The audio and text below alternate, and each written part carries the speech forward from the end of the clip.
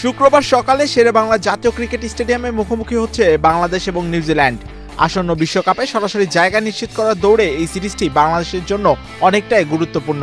বর্তমানে ICC one day র্যাঙ্কিংয়ে ৯ নম্বরে থাকা টাইগাররা সর্বশেষ সিরিজে পাকিস্তানকে ২-১ ব্যবধানে হারিয়ে আত্মবিশ্বাসী অবস্থানে রয়েছে।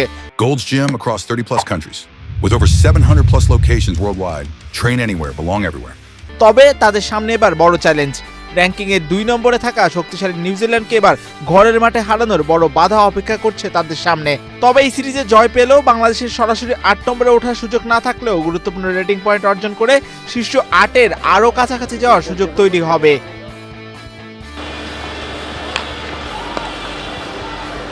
দুই দলের পরিসংখ্যান বলছে এখন পর্যন্ত ৪৬টি ওয়ানডে ম্যাচে নিউজিল্যান্ড জিতেছে ৩৪টিতে আর বাংলাদেশ জিতেছে ১১টি ম্যাচে। শেষ ১০ ম্যাচেও নিউজিল্যান্ডের দাপট স্পষ্ট, যেখানে ৯টি জয় ছিল তাদের আর বাংলাদেশ সেখানে জয় পেয়েছিল মাত্র ১টিতে।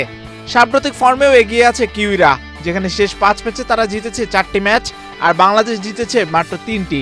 শেষ দেখাও বাংলাদেশকে ৫ উইকেটে হারিয়েছিল নিউজিল্যান্ড।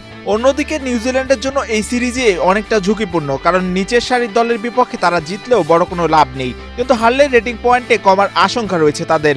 ৩-০ ব্যবধানে জিতলে সামান্য পয়েন্ট বাড়বে, কিন্তু ২-১ ব্যবধানে জিতলেও সেখানে পয়েন্ট কমে যাওয়ার আশঙ্কা রয়েছে, ফলে চাপটা কিছুটা কিউইদের উপর বেশিই পড়বে।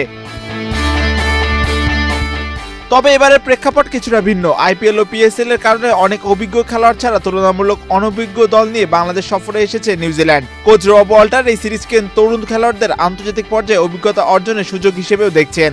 এদিকে বর্তমানে বাংলাদেশের শক্তি তাদের বোলিং আক্রমণ, যেখানে আছেন তাসকিন আহমেদ, নাহিদ রানা এবং মুস্তাফিজুর রহমানরা। তবে বাংলাদেশকে বরাবরের মতোই ভুগতে হতে পারে মিডল অর্ডার নিয়ে। তবে সাম্প্রতিক সময়ে কিছু ব্যাটার ভালো করলেও আছে ধোঁয়াশা। সেই সিরিজের মতো অপরিবর্তিত দল থাকলে এবার চোখ থাকবে আফিফ হোসেন কিংবা সৌম্য সরকারদের উপরই। এদিকে বাস্তবতা হলো পরিসংখ্যান অনুযায়ী নিউজিল্যান্ড ২০০৪ সালের পর থেকে বাংলাদেশের কোনো ওয়ানডে সিরিজের প্রথম ম্যাচে জয় অর্জন করতে পারেনি।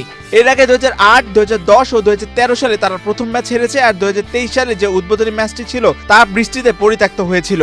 সব মিলিয়ে কাগজে কলমে নিউজিল্যান্ড এগিয়ে থাকলেও বাস্তবের লড়াইয়ে ঘরের মাঠে বাংলাদেশ যে কোনো সময় চমক দেখাতে পারে, এমনটাই মনে করছেন বাংলাদেশের পাগলা সমর্থকরা। এম মাহিউজ্জামান, বাংলাদেশ প্রতিদিন।